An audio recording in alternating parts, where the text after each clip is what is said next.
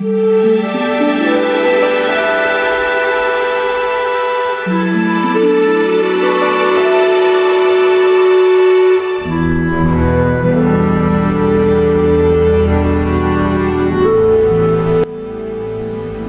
Tionghoa yang berada di Kabupaten Bekasi, tepatnya di daerah Cikarang Utara, lekat dengan kebudayaan.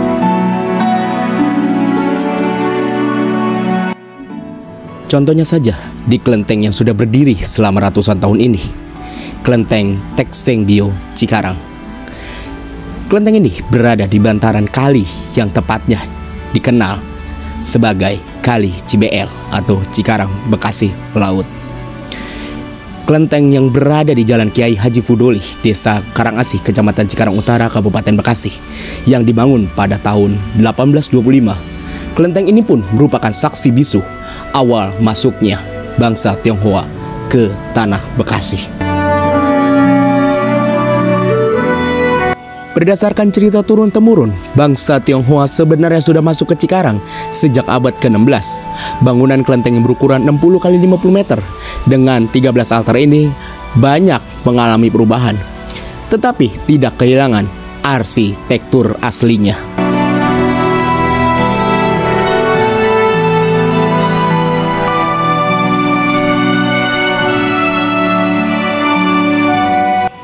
Bagian yang masih asli diantaranya adalah dua bagian pintu utama, yakni pintu kusen dengan dua daun pintu khas buatan zaman dulu.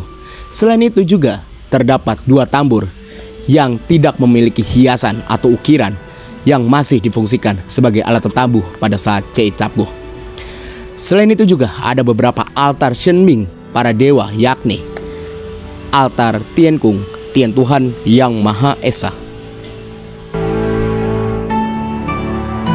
Di meja utama terdapat Abu Hiolo dengan bertuliskan Yang Mulia Kongco Xiong Te Kong.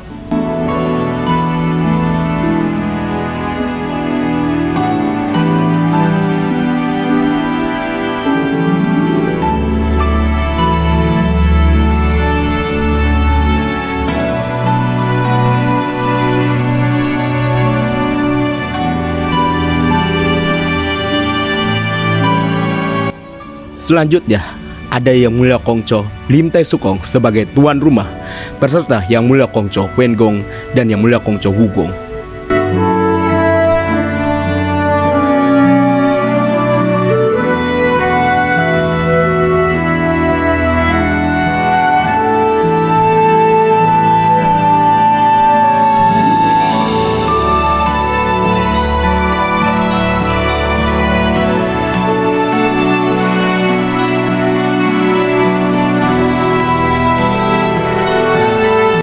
Selanjutnya, altar yang keempat terdapat yaitu Yang Mulia Kongco Tuti Pakung atau Tuti Kong, yaitu gelar Dewa Bumi.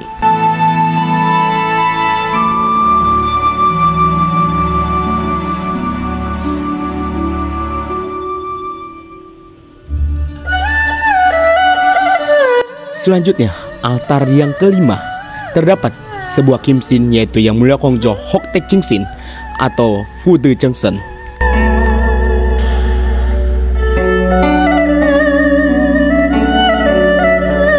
Selanjutnya, altar yang keenam terdapat sebuah kimsin Yang Mulia Kongco Kwan Seng Tekun atau Yang Mulia Kongco Kwan Kong. Selanjutnya pula terdapat altar yaitu Shakya Muni Buddha atau Trinabi.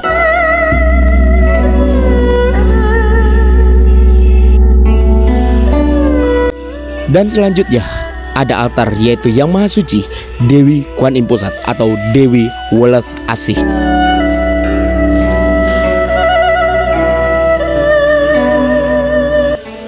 Dan selanjutnya ada altar Yang Mulia Kongco Li Lochia.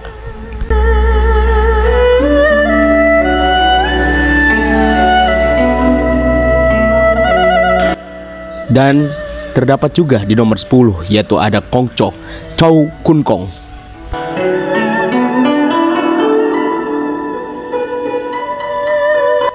Dan terdapat juga altar Ciong yaitu Kongco Taishu. Iya. Dan juga terdapat yaitu altar Erlangsen di nomor 12. Dan yang terakhir di nomor 13 ada sebuah petilasan atau tempat para penembahan yaitu Eyang-Eyang.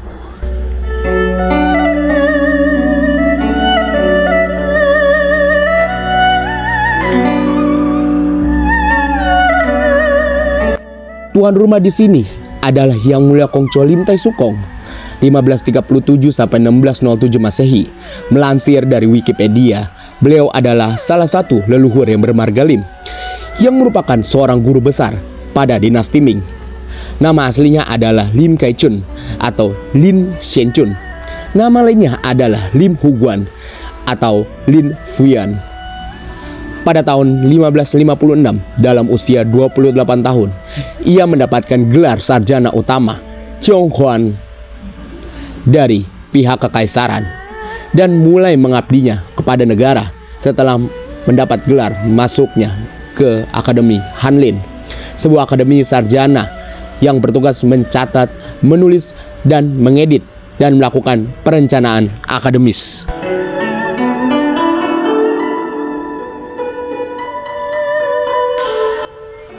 Pada tahun 1568, dia terpilih sebagai sarjana utama Akademi Hanlin dan mendapat tugas mengedit dan mengatur catatan sejarah negara pada tahun 1573. Dan ia dipromosikan menjadi guru besar Taishu dari pemerintahan dan juga sebagai guru dari Pangeran Mahkota Taichu, Taihu, atau Taiji. Selama Lin Taishi menjabat sebagai guru besar, ia menyelamatkan sebuah kuil dari kehancuran dari para pengacau yang ada di wilayahnya.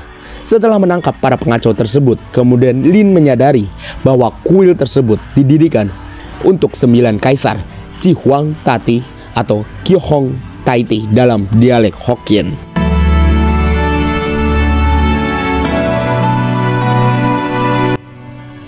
Pada suatu malam, Ji Huang Tati datang ke dalam mimpi Lin Taishi untuk menunjukkan rasa terima kasih terhadap usaha Lin yang menyelamatkan kuil tersebut. Ji Huang Tati kemudian menganugerahi Lin dengan gelar Ji Huang Taishi Gong atau Kyung Hong Tai Sukong dalam dialek Hokkien. Ketika Lin kembali ke kuil tersebut, dia melihat sebuah kursi didedikasikan untuk dirinya.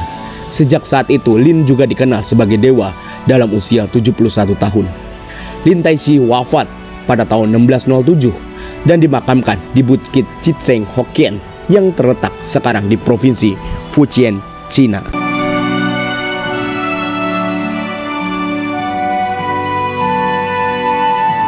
Di sekitar kelenteng kini merupakan daerah pemukiman penduduk, baik keturunan Tionghoa maupun warga pribumi.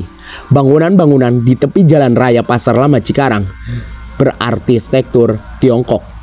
Jejaknya sebagai daerah pertokoan masih tampak jelas. Keberadaan kelenteng ini menjadi salah satu bukti bahwa Kabupaten Bekasi sejak abad ke-16 Masehi telah mempunyai hubungan perdagangan dengan Cina. Berikut wujud-wujud alkulturasi antar bangsa yang berlangsung secara damai. Posisinya yang strategis di tengah kota menyimpan cerita tersendiri mengapa bangsa Tionghoa sampai di Cikarang, tepatnya di wilayah Bekasi. Di masa kejayaan Belanda merupakan wilayah yang strategis. Belanda menjadikan Bekasi satu kota penghubung pemerintahan kolonial. Hal itu dibuktikan dengan adanya kantor kewedanaan di Cikarang di Jalan Gatot Subroto yang kini beralih fungsi menjadi Perpustakaan Umum Kabupaten Bekasi. Bangsa Tionghoa membangun wilayah perekonomian baru di Cikarang seiring dengan dibukanya kantor kewedanaan. Nah, kalian yang belum tahu, kewedanaan adalah perwakilan kepala pemerintahan di bawah bupati atau di atas kecamatan. Konon, bangsa Tionghoa kala itu menjadikan Bekasi, tepatnya di daerah Cikarang, sebagai lokasi perdagangan baru selain Batavia. Letaknya yang tak jauh dari pesisir utara, distribusi barang menjadi lebih mudah.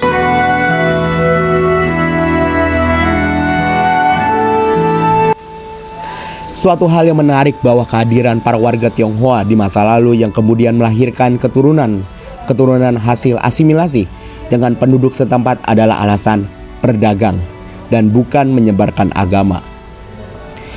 Di masa lalu, posisi masuknya agama di bumi Nusantara hanya sebagai pengikut dan bukan menjadi pokok utama bangsa asing yang hadir ke Nusantara, karena mereka pada saat itu lebih tertarik dengan perdagangan rempah-rempah yang tentunya lebih menguntungkan ketimbang yang lain. Adanya bangsa asing yang masuk dengan budaya yang kemudian melebur dengan budaya lokal Nusantara, lalu melahirkan budaya baru, merupakan sebuah keindahan tersendiri yang tidak bisa dipungkiri dan menambah khasanah seni dan budaya Nusantara.